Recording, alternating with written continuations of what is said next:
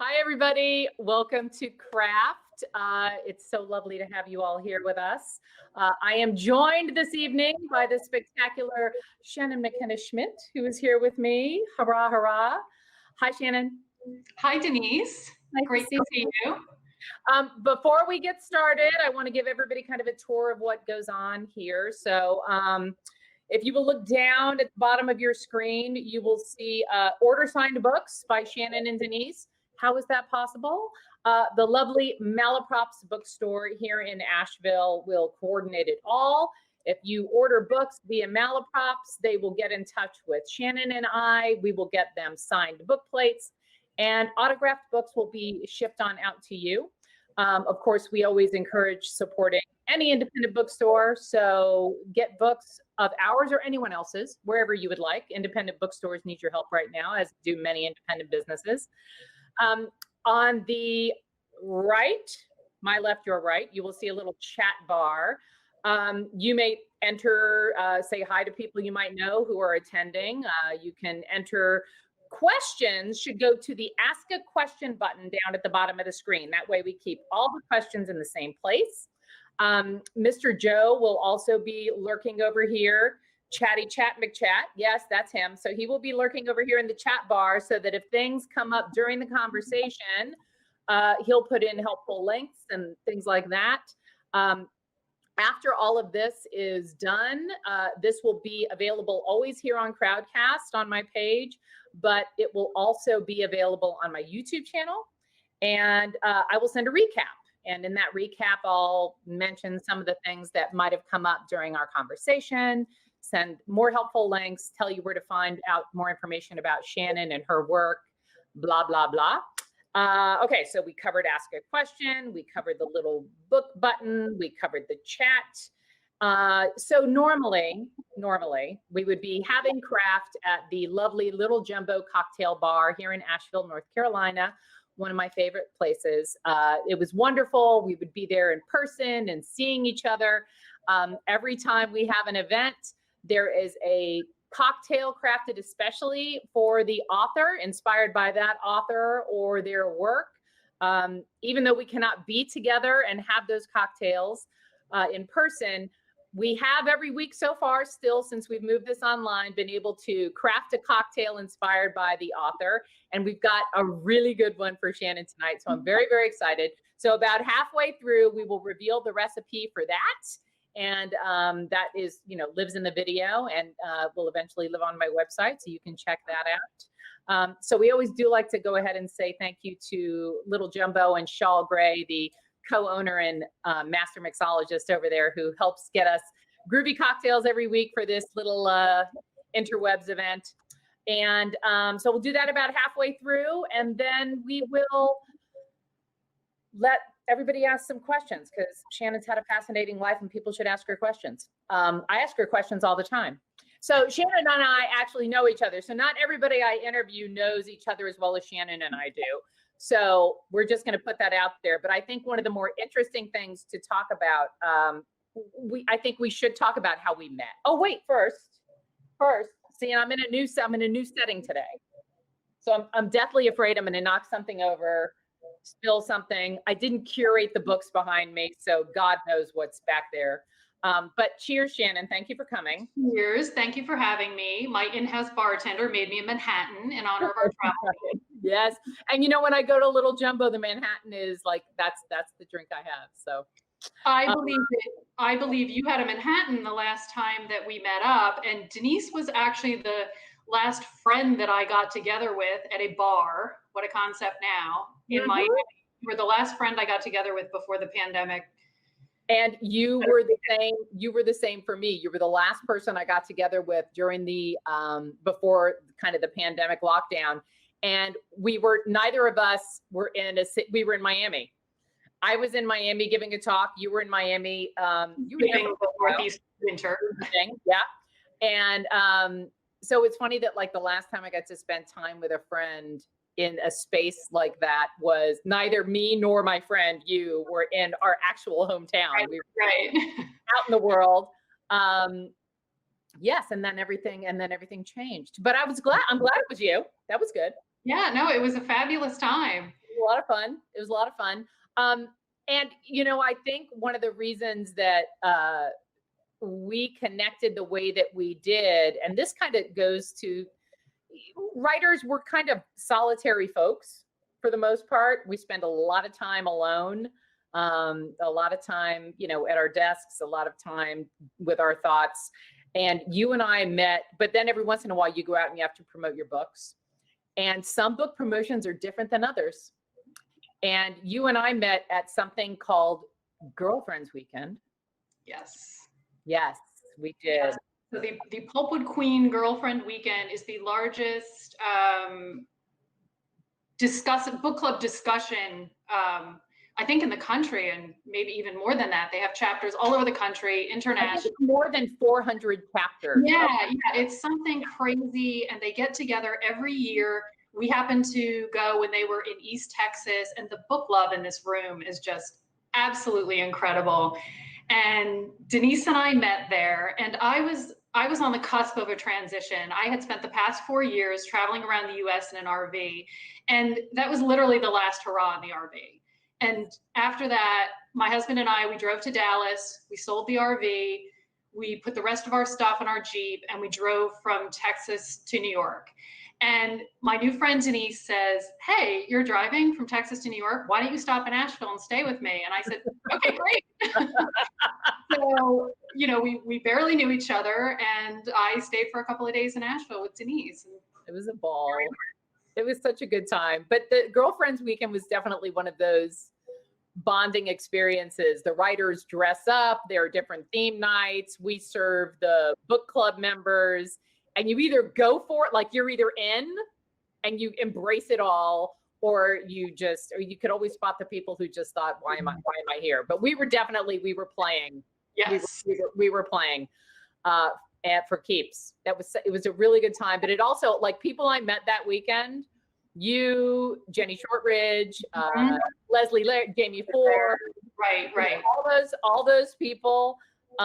We became, it was a whole other level of, oh, I know you now. Like, I can deal with you. Yeah. But that is when I first, and this speaks to novel destinations, which I did have the sense to make sure it was behind me, and I will open it in a second. This does lead into, you were coming off of 4 years in the RV traveling the United States with your husband. You guys made a life choice to travel. Yeah.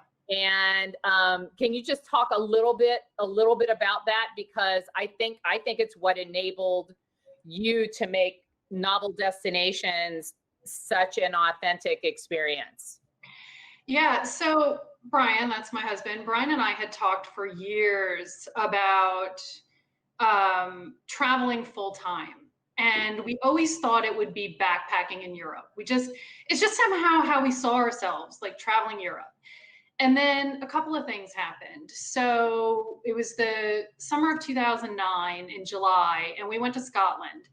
And, you know, we were always trying to maximize. I was freelancing then, but Brian had a corporate job and a finite amount of vacation time. We were always trying to maximize it, tack it on to a holiday weekend. And we did this marathon, like 6-day trip in Scotland, cramming in everything we could from coast to coast or side to side of the country. Are they both on the coast? I don't know. But at the end of it, I was like, I don't want to go back. I was like, I want to keep going. And the feeling was so strong. But we had to go back, and we come back. We were living in Hoboken, New Jersey at the time, where we are back now. And not long after we got back from Scotland, I saw on another freelance writer's website, or her blog, that she was sailing full time with her husband, her daughter, and her cat. And you saw this on her blog? Yes, on her blog. And it was like a light bulb went off. We had 2 cats at the time, and that was part of it. I would never leave my cats. And so it was like a light bulb went off, and I was like, well, sailing's beyond our skill set, but what about getting an RV? And by the end of that month, so by the end of that July 2009, we had decided we were going on the road. It was a good time for Brian to step away from his job. And by the next spring we were on the road. But this was a commitment. You guys, you know, you got rid of a lot of stuff. Yes. You got rid of a lot of belongings. Like this was definitely it wasn't just, you know, hey, we're multimillionaires, we're going to go travel the world. It was actually a lifestyle commitment. Yes.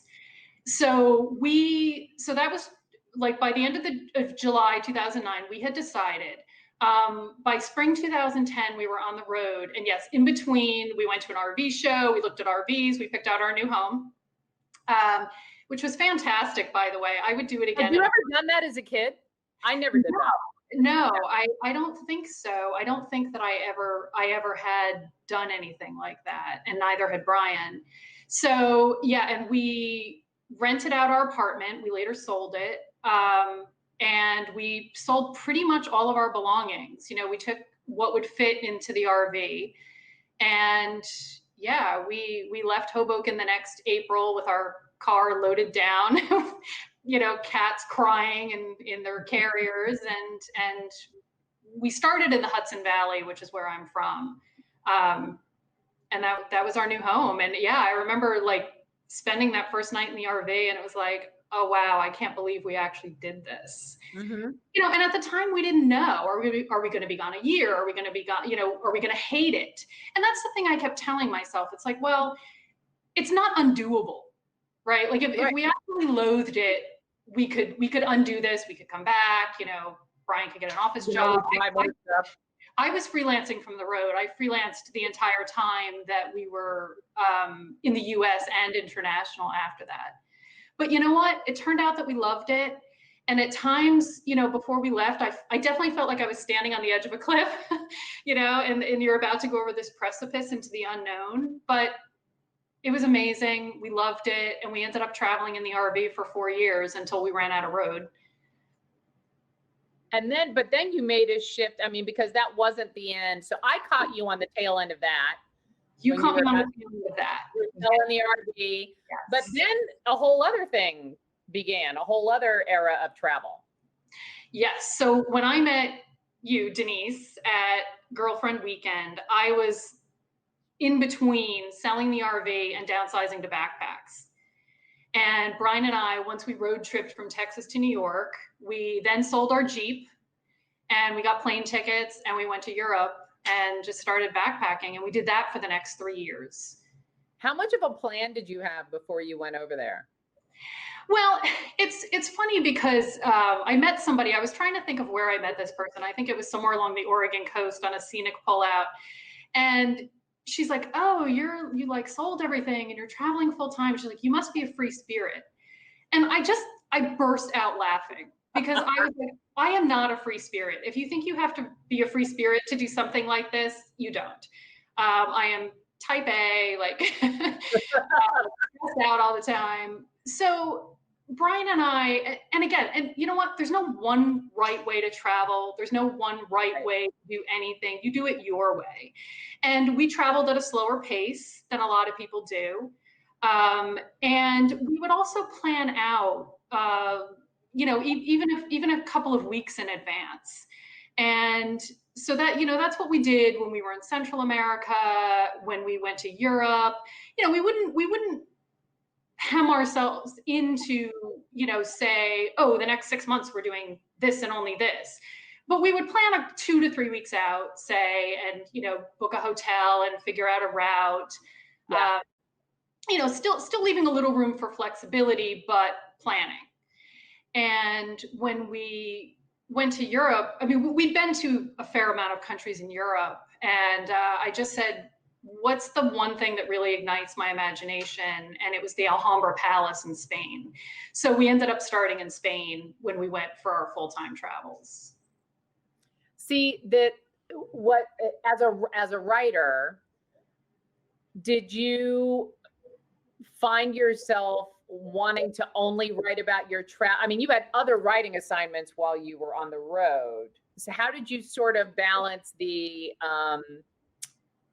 I want to keep a journal, the journalist, right? Though I want to make sure I keep a record of everything I'm doing how did you balance that with whatever assignment it was that you had to do? Because in a sense, that's what a lot of us who do this for a living, we did this because we just started out writing and keeping diaries and wanting to write stories about our life or this, that, and the other thing.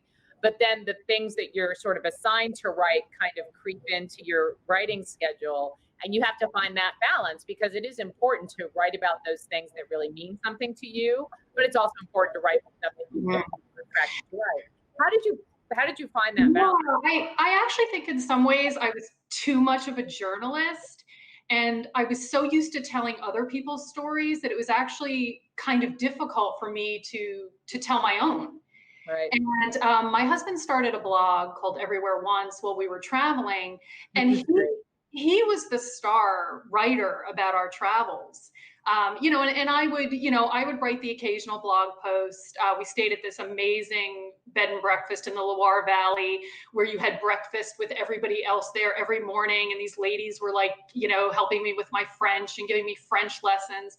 So, so I did write the occasional blog post, but, he turned out to be the star in writing about our travels, more how to, but also, scenic, what we were seeing and what we were doing. So I actually feel like maybe the journalism aspect was a little bit prohibitive for me in that regard. And before that, I worked in marketing. So I've always been championing or telling other people's stories, instead of my own. Yeah. Did you ever do that experiment where you try to write about yourself in the third person? No, I haven't, but I should. You should. It's really weird, but if you can sort of let yourself go and step outside yourself and write about you, Shannon, like me writing about me, Denise, you writing about you, Shannon, as a character, it's a really interesting writing experiment because if you let yourself get into it for a while, it takes a little while to kind of break through. And you got to do, for me anyway, I have to do like a lot of free writing for a while to kind of get there. You actually do start thinking of yourself as this person who's a character in a story that is or is not unfolding a certain way. But it's, to me, that was one of the more interesting things about what you guys were doing was the actual participation in it and the chronicling of it going on at the same time. But also, you said you're a type A. I am totally a type A. A lot of time, and I think people assume that type A personalities are just inherently disciplined. But I actually crave the structure, but I am not always great at like creating it for myself. So when you're on the road and, every day it's a different adventure, how do you as a writer create that kind of structure or habit? Did you have a writing routine on the road? Because I think there are a lot of people who would like to go and do something interesting, but how important was it for you to have that routine, or just sort of how did that play out for you? You know what? I'm stellar with a deadline. Yeah. If I have a project that I'm working on without a deadline, I kind of meander along, but I'll tell you, those deadlines whip me into shape. And, people, as long as I got the work done and got it done on time, people didn't care where I was. One of the most frightening things in my entire professional career was Brian and I are in the RV. We're somewhere in remote Texas. I can't even remember where. And I'm sitting in the bedroom of the RV because we only had 2 rooms. There was a bedroom that closed off, and then there was the living area. I'm sitting on the bed, and I'm thankful we had good internet connection. And I interviewed President Clinton. And it was... Did I know? I didn't know this. I don't think I knew this. I mean, it's one of the most surreal things. So here I am interviewing President Clinton about... in the middle of, you don't even know where. And I'm in the middle of Texas, sitting in my RV on my bed. So, and then I ran around. Who were you interviewing him for? What was this for? This was for Arrive magazine. They were Amtrak's onboard magazine. And the editor decided to give me this assignment, and he was the cover feature, and I was interviewing him for a larger article about charitable initiatives, but I talked to him about the Clinton Foundation and things. Did he know where you were? Did you say, like, I got to tell you, I'm sitting in an RV right now in Texas? I didn't, because I was on hold for about 35 minutes before he got on the phone with his people. They're on the line with you. Sure. And I don't know who had him behind schedule, but it wasn't me, because I only got my like 10 or 15 minutes. Like, it was like, I wasn't getting any extra time, but he was fantastic. So I don't think I told him where I was, but he started out by telling me that he had bought Chelsea a set of leather-bound Jane Austen novels, and he was going to get her a copy of Novel Destinations for Christmas. Wow, that is so cool. That is awesome. That's also a great segue. Thank you so much. I didn't even plan it. Wow. So, but I mean, because there is I also, if we can talk about it, this Writers Between the Covers is another one of my favorites, which I think the book you were talking about when I first met you. Which is, I'll put all information about this book in the recap as well. Novel Destinations is, first of all, it is a beautiful, beautiful book. It is so lovely to hold and flip the pages and look at the stories and the places. And Jane Austen is in here, as is pretty much everybody else. How on earth, it's organized in such an interesting way.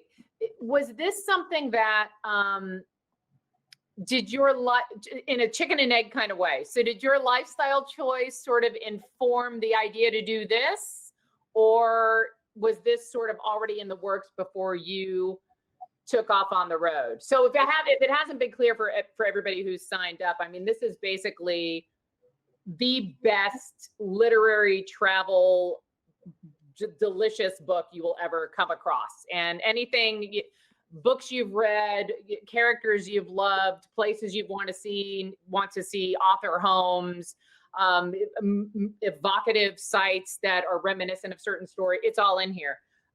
So was that sort of in play before you took off?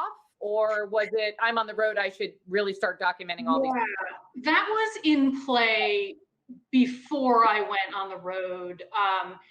But Brian and I were traveling every chance we got. Like I said, we'd tack on vacations, to holiday weekends and just eke out anything we could. And Novel Destinations was born during that period. I actually wrote it with a co-author, Joni Rendon. Yeah. Uh-huh. And she used to live, when we met, she lived 2 blocks from me on the same street in Hoboken.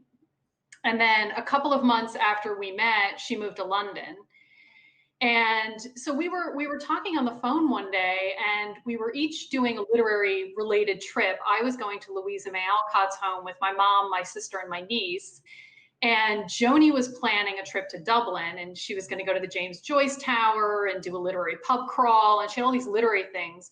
So we were like, hey, we have a theme going here. And the book really grew from there.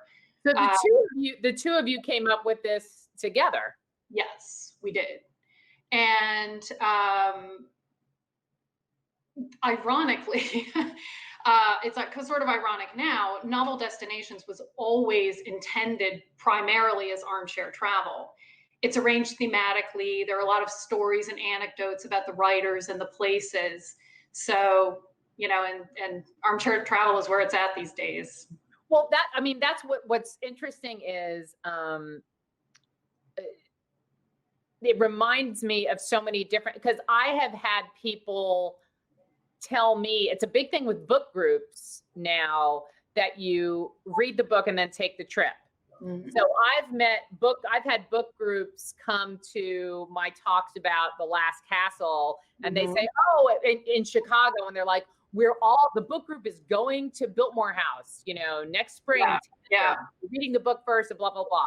Or people saying, we all read in California, we all read Girls of Atomic City, and we're going to Tennessee next year. We're all going together, and we're going to go to all the places that we saw in the book.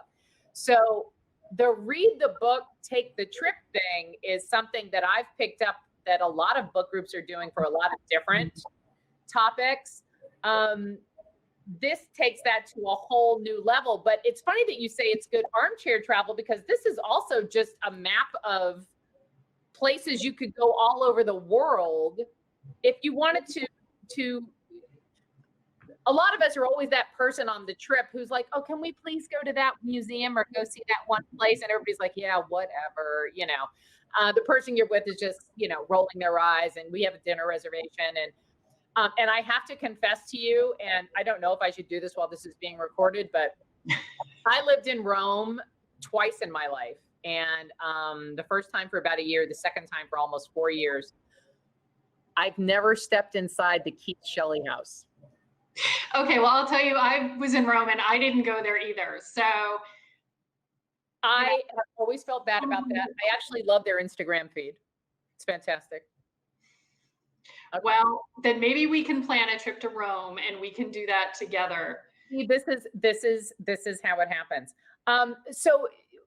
Okay, so this is interesting. So this comes together organically, and then the two of you just decided to pitch this idea of, yes. Did you pitch it as armchair travel? Like, we're gonna let you go to all these places, even if you can't go to all these places? You know, I can't remember exactly if we pitched it that way. I think the fact that it was thematic rather than geographically Sure. set up inside the book. But, you know, I got to tell you, it was a tough sell. And so Joni Really? and I, you know, we did a proposal. It was getting rejected. We then we didn't redo the proposal, but we added to it, and we ended up with an 80-page proposal. A typical proposal's, you know, 40 to 50 maybe. Sure, yeah. And then, but at the end of the day, it did find its perfect home with National Geographic. Totally. So, yeah, absolutely. Yeah. You know, another ironic thing is that, so Writers Between the Covers was actually written entirely while I was on the road. The idea was conceived while I was on the road. It was written while I was on the road. And that was another interesting challenge, because I had to get the reference materials that I needed. So Wow. I was ordering like books of Edith Wharton's letters and having them sent to campgrounds. I remember I got a copy of Flaubert in Love sent to a post office in West Yellowstone, Montana. So that was an interesting challenge to, I would go use libraries in places, you know, so that's actually kind of, it was fun and challenging, but that book was written entirely on the road. Libraries are such a great way to get to know a specific location too. Like, you really get to feel it, like a small town library. You really get a feeling for the area and the people and the history if you go hang out in the library for a little while. How did you guys decide how to organize it? Yeah, you know, because I think everybody's knee jerk would be Europe, Asia, you know, but yours is so much more interesting. Yeah, that just spoke more to us. And as you know, as we looked at all these places, we just, you know, thought it was more fun to do it thematically. You know, there's a section called, you know, Southern Comfort, with, you know, Southern writers and inspirational places, and you know, poets' houses, Poetic Justice, I think it's called, is another one. And so that has, you know, poets' houses from all over. So yeah, I don't know. It just struck us as more anecdotal and a story if we did it thematically. The way into, which is, as a writer, I think the way into these things, there are a million different ways to approach any topic, and the way in has to speak to you, and you've got to be able to hang with it, and it has to feel right, or you cannot see it through. Did you guys ever consider any other way of doing the book? No, we really didn't. And you know, then we, you know, so the second half of the book are 10 in-depth narrative chapters, and that sort of fell more according to where we were. So Joni, so there are 5 and 5 US and Europe, and 5 of those, or 4 out of the 5 for Europe, Joni did. And then 4 out of the 5 for the US, I did. And then we each flip-flopped. She did Key West and I did Paris. So we each got one from the other one. So that just sort of ended up being that way because of where we were based. You know, that's sort of a behind the scenes thing, but that was based more on where we were geographically. Had you ever, as a writer, had you ever collaborate? We were talking a little bit about collaboration on last week's craft. Have you ever collaborated with anyone before? Because it's a very different, I have, not everybody has. It can be difficult to go back and forth between just sort of doing things yourself and then having to bounce something off of different habits and different approaches and all that sort of stuff. So had you collaborated with anyone before, Joni? I had not collaborated with anyone before that. And luckily we meshed on a lot of levels. And, you know, because, you know, I mean, you've collaborated before, and including with your husband, Joe, which is a whole other level of collaboration. A whole other. I mean, there's a lot of potential, you know, minefields that you could step into. But we were lucky that our writing meshed enough. You know, my writing was more spare. Joni's was a little more flowery, but we met in the middle. And then by the time you edit each other's things, you know, you're kind of where you need to be anyway. And that was a very fun part for me. I got to write, but I also got to edit. You know, and I think that's really fun. You know, you have to be careful. I mean, you know, you have to be willing to compromise. You have to be honest. You know, you get that person's writing, and you know, if it's you can't be worried about making edits to it that you're going to hurt their feelings or, you know, something like that. So, you know, but I found it very invigorating and stimulating to work with another writer. I was going to ask you if you actually, one of the things that I actually did with Joe when we've collaborated and we were trying to find that middle way, the voice for the book that was somewhere between my voice and his voice, is we would write and then swap and edit each other's work. And then we just kind of got used to like what humor could work, what humor would not, and sort of where we'd land. So you guys did edit each other's work to do that, to kind of get in the, Yes, absolutely. And I think it was critical too, because we also wrote writers between the covers together. And that was probably more, because Novel Destinations is a lot of short entries.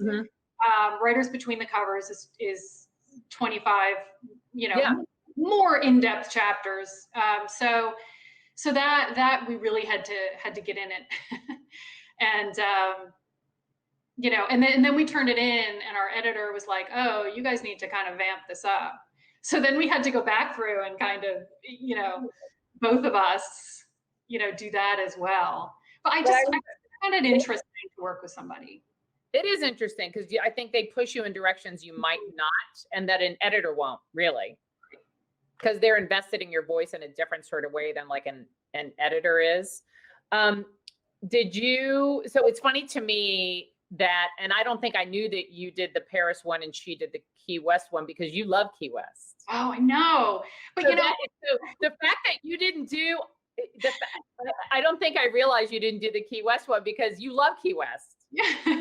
So was that hard to get? Well, first of all, what do you love? I mean, I think most of us who love writing and, you know, the Hemingway and the cats and all that sort of stuff. Was it hard for you to give up Key West? Actually, at the time that we did the book, I hadn't even been to Key West, and I didn't go to Key West until I think the same year the book was published. And I was like, really? Oh, I go now. And I read her chapter and I was inspired. And since then, Key West is my hands down, you know, or one of my happy places.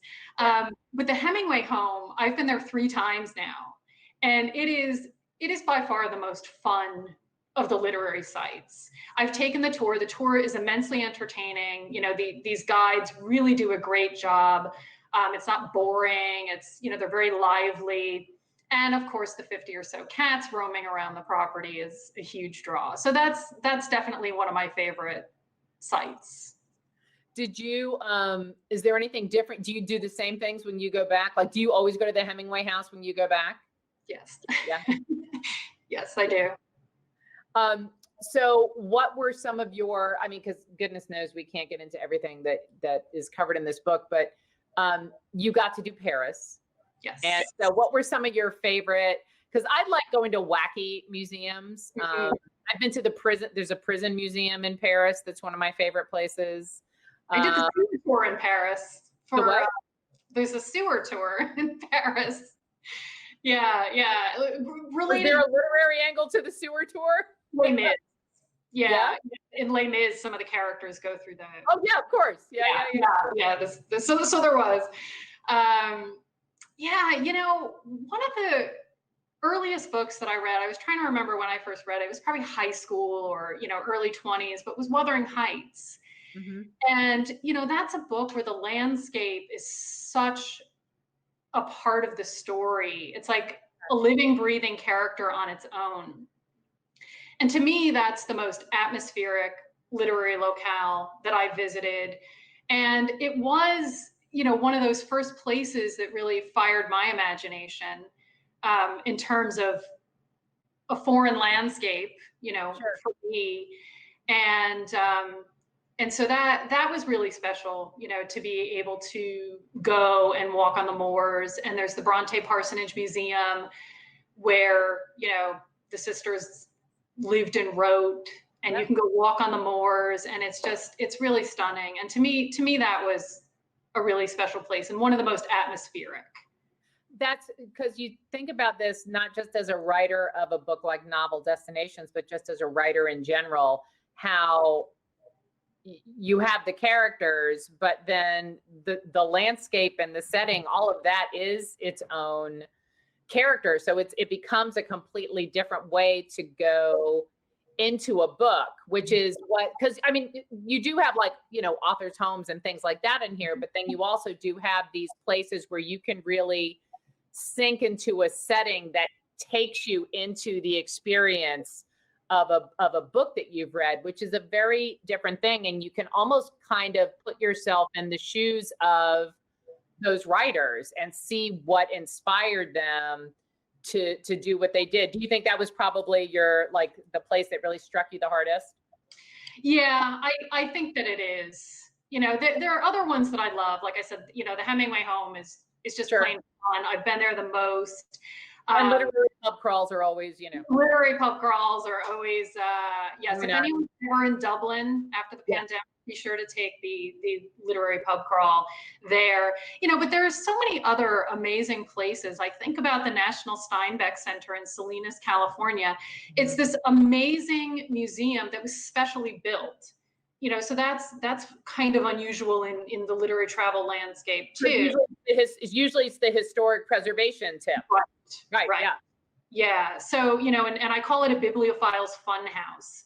You know, they have interactive exhibits, and there's, you know, mini theaters playing the movie adaptations of Steinbeck's works. They have a recreation of Doc's Lab from Cannery Row. You know, and that's one of the things I love too, is the literary travel landscape is so broad and varied. You know, you have places that the writers oversaw the construction themselves, like Edith Wharton's mansion in the Berkshire. I've been there. Yeah, being there is amazing. It is. And she designed that house and the garden, and she oversaw all of that. So that's very grandiose. And then you have something, you know, like Edgar Allan Poe's cottage in the Bronx, which is, you know, almost heartbreaking to walk through and to see. So, you know, it's really varied, and I love that about it. Well, which begs the question. I mean, this is the second edition. Yes. So, are there more things coming, perhaps? Not anything literary travel related, but yes. And in terms of craft, I've been working on a solo project now for a while.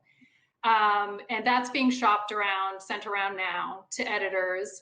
And it focuses on a lesser known period of Eleanor Roosevelt's life. Oh, good. You brought it up. I didn't know if I was allowed to. And it presents her as an adventurer and a traveler, and it shows how travel was an important factor in her success as First Lady. So I've been having a grand time working on that. And yeah, very different though in terms of craft, working with somebody and then working solo. Sure. But the element, the inspiration and the role that travel and setting can play in the development of someone's life and how it enhances their experience is certainly a part of the Eleanor book for sure, which I personally can't wait for. I do want to make sure we have time for questions, but before that, we have to present you with your cocktail. Yes, please. So, okay. So what Chall Gray at Little Jumbo does, normally this cocktail would be printed up on the wall, and it would be the specialty cocktail for the afternoon when we do these things over at Little Jumbo. And it's either the writer themselves or their body of work or a specific work. And Chall has, and sometimes they are twists. They're completely new cocktails, and sometimes they are twists on really old classic cocktails. And this one, I'm going to share my screen, hopefully successfully. This one I think is just so perfect. And there it is. The Between the Sheets. Can you see that? Yes. Okay. So this is actually, he wanted to let me know. You can also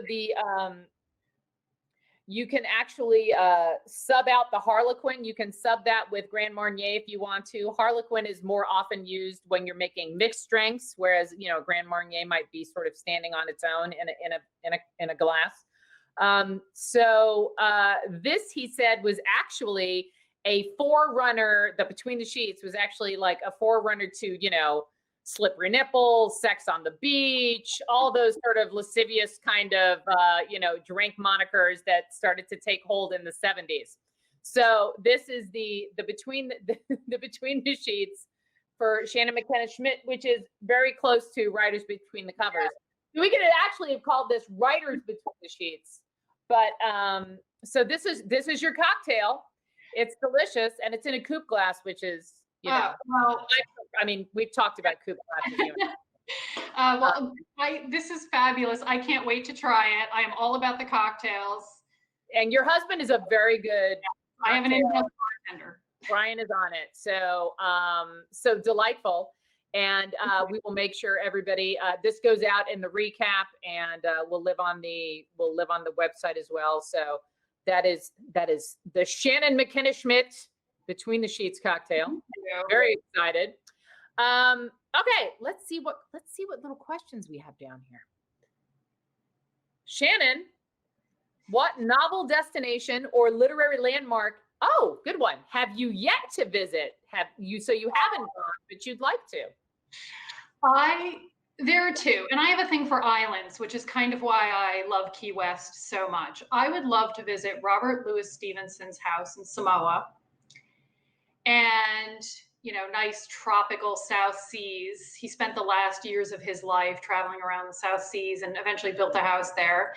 And also island of a different sort, but the island of Guernsey in the English Channel. I would love to visit there. Victor Hugo was exiled there for a while. Were these on the, so that's a great question. I'm so glad. Thank you, Ernest. Were there actually sites on the list that Joni and you weren't able to get? Like, were there sites left on the cutting room floor? Or is it just sort of like at a certain point, you just like, okay, we have enough? Or you actually have to say, sorry, Morton's staying in and Robert Louis Stevenson, not this time, Yeah, I mean, we primarily, just for space reasons, ended up focusing mostly on the US and Europe, with some other ones worked in here and there. Like, we do mention the Robert Louis Stevenson house, and also the second edition, by popular demand, we included sites for Anne of Green Gables on Prince Edward Island in Canada. Mm-hmm. So we did manage to work in some other ones, but I would love to do like a truly international edition. I think that would be really fun. All right, Samoa. I'm into it. That's a good question. Okay, Shannon, your fans in DC can't wait to see you again.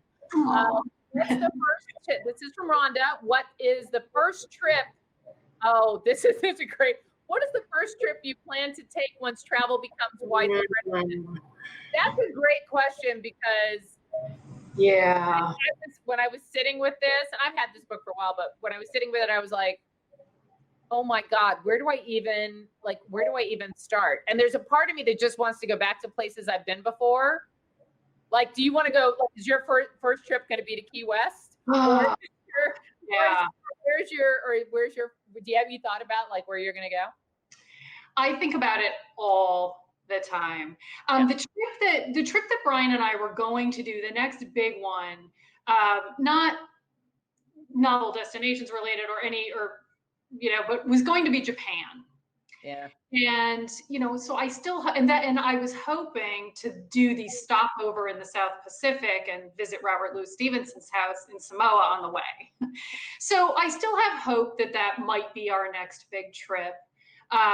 The other thing I've been thinking about is Argentina and Patagonia. Yeah. And I'm like, well, if we're going to be in Patagonia, we could do a side trip to Antarctica. So I think what's happening is that the longer we're in lockdown and can't travel, the more grandiose my plans become. Have you actually started planning any of these, or are you just sort of are you trying not to get, because I'm going, like I said, like the last trip I made was when I saw you, was to Miami in February. That's the last trip I made. And sometimes I find myself daydreaming about where I want to go next, and other times I just don't think about it. And what comes to mind when you think about where you would go? Well, see, for me, because it's a place, I would go back. First, I would just go back to Italy. I would just go to Italy. But that's mostly because, and I've been to Italy. I've lived there twice. I've been there many times. I still have friends there. Like, to me, Rome is where I just reset. It's just, there is something about Rome that's where I go back to kind of, it's a good step at detaching from the United States for me, and yet it feels I'm very comfortable there. I mean, I know the country, pretty well, and I speak the language, and I know people there, but it's also it always feels incredibly different and foreign compared to the United States. But then from there, I actually had started planning a trip. It's funny you mentioned Antarctica. I had started planning a trip to Antarctica. Oh, a friend of mine just got back, and not just got back, but actually I saw her might have been like December of last year or something, not even a year ago. And she had gone, and she was going to go back again because you can participate in penguin counting. Did you know you could do this? No, I did not. I need to penguin census. And I thought, for some reason, I like trips where there's a purpose. And a penguin. Yeah, and a penguin. I'm not going on vacation. I have to go count. Excuse me, I have to go count penguins. Okay, this is serious business, and it actually is. Yeah. It actually is very serious business. But so it's funny that you mentioned Antarctica, because that has been on my mind too. Okay. Joe D. Oh boy. I am not a free spirit. You might know Joe. I am not a free spirit. Can a person travel, for example, in their home? Can we travel in our home? Yeah. Feel free not to answer Joe's question. I think that's something that, I don't know. I've been doing that. I've been doing that too. Do you have any like travel websites or shows or anything that you turn to sort of satisfy the wanderlust that you can't satisfy physically right now?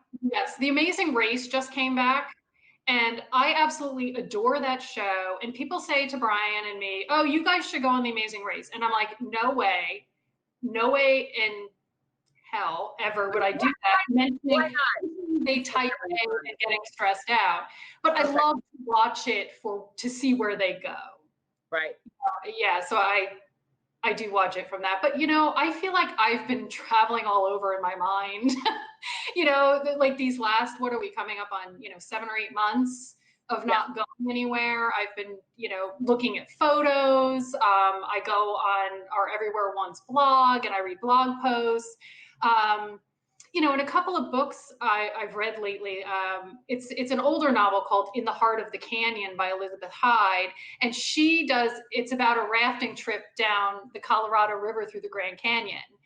And so just kind of like, finding, books maybe that help me relive, because Brian and I did that trip, and just, reliving that experience. But yeah, it's kind of tough when you're stricken with wanderlust. And you can't go anywhere except in your mind. And except in your mind. So yes, Jody, you can travel. You can travel in your mind. I remember a writer telling me that he never wanted to write about something that was his hobby or that was fun for him, because the fun thing. Oh, this is interesting. Okay, never wanted to write about something that was his hobby or that was fun for him, because the fun thing would become work and he'd stop having fun. Did you ever feel that way about travel writing? No, I never did. I can see how that would happen. And I think a couple of things. I think I felt lucky to be able to, write a book about literary travel, which was something that I loved. And I think that also is where working with Joni came in. Mm-hmm. And it's not that we didn't have stressful moments, because we did. And sometimes, there was crying or whatever. But I think also working with a friend and a fellow traveler, we met up places. So yes, it was sometimes difficult, but I absolutely loved it, and I would hands down do it again. Do you ever think you could go back to living in one place all year, your whole life? It's funny because part of it is a mindset. So Brian and I traveled full time for 7 years. We came full circle. We ended up back in Hoboken, New Jersey a couple of years ago when we decided we didn't want to travel full time. And we got an apartment. And the idea is that we'll spend, in normal times, a few months traveling and then the rest of the time here. And, but I still kind of have in the back of my mind that someday I might just go. And we have a small apartment. It's a 1-bedroom apartment. Our stuff is minimal. So yeah, I still have at the back of my mind that, well, this is a place I have stuff. And someday I might leave this stuff and go back on the road. So would you ever write about your experience doing what you've done? I guess I would like to. I just need to get over it. It's so unique. And I think it's very inspirational. I mean, I find you inspirational. Yes. I would like to. I just have to get over that hump of writing about myself. You gotta do the third person thing. I do the third person. I'm gonna write a story about Shannon. Call or give her another name. Give yourself a name. Yes, exactly. And write her story and see where it takes you. Okay, did we get to all the, oh my God, it's almost 8 o'clock already. Okay, did we get to all the questions? I answered that. And then, did you sell all possessions to be able to do this? No, you didn't, did you? No. Well, we downsized to 2 backpacks. When we went to Europe. That's a lot as an adult. It is. Yeah. Okay, we did keep a couple of things. But for the most part, yes. Are you familiar with the whole KonMari thing? Yes. Because she has nothing on you. If you took an adult life and went down to 2 backpacks. Yeah. So we each had a 40-liter backpack, which is pretty small for for full-time travelers, and then a smaller backpack for electronics, medicine, things that you wouldn't want checked on an airplane or thrown in the back of a truck or a bus or however you're traveling. So yeah, we pretty much got rid of everything. That's very liberating, I would imagine. It was liberating. How did you handle the whole, most writers, most of us, most of us have a book problem. How did you handle the book thing? I got rid of them. And, I think I kept a couple, like Travels with Charlie by John Steinbeck, his road trip memoir. So I kept a few things. And pretty much the books behind my head is what I've been building again over the last 3 years that I've been here. It was painful, but, it was in the interest of adventure. Yeah. So I just had to do it. In the interest of adventure. That could be the title for your memoir about you doing this. In the interest of adventure. That would be maybe that would be Shannon's story. I don't know. I'm just saying. I would read that book. I would totally read that book. Thank you for coming. And thank you so much. It's always good to see you. Just so everybody knows, thank you for tuning in. I'll send out a recap. Next week is Claudia Rowe, author of The Spider and the Fly. How her life kind of she got sucked into, she was researching a serial killer, and she wanted to sort of understand how that worked, and it took her in a very unexpected, also an adventure. It's an adventure of a different kind. So tune in next week, next Wednesday, if you're up for it. Until then, you can buy Novel Destinations and Writers Between the Covers. You can click right now and buy it from Malaprops or at the indie bookstore of your choice or wherever books are sold. And I have to say, it is a delightful way to travel safely while we cannot leave our homes and go travel safely. It is the best possible book for right now. So thank you, Shannon. Thank you. Coming on, and I'll see you again at some point in person somewhere. And thank you everybody for tuning in, and we'll see you all very soon. Okay, bye.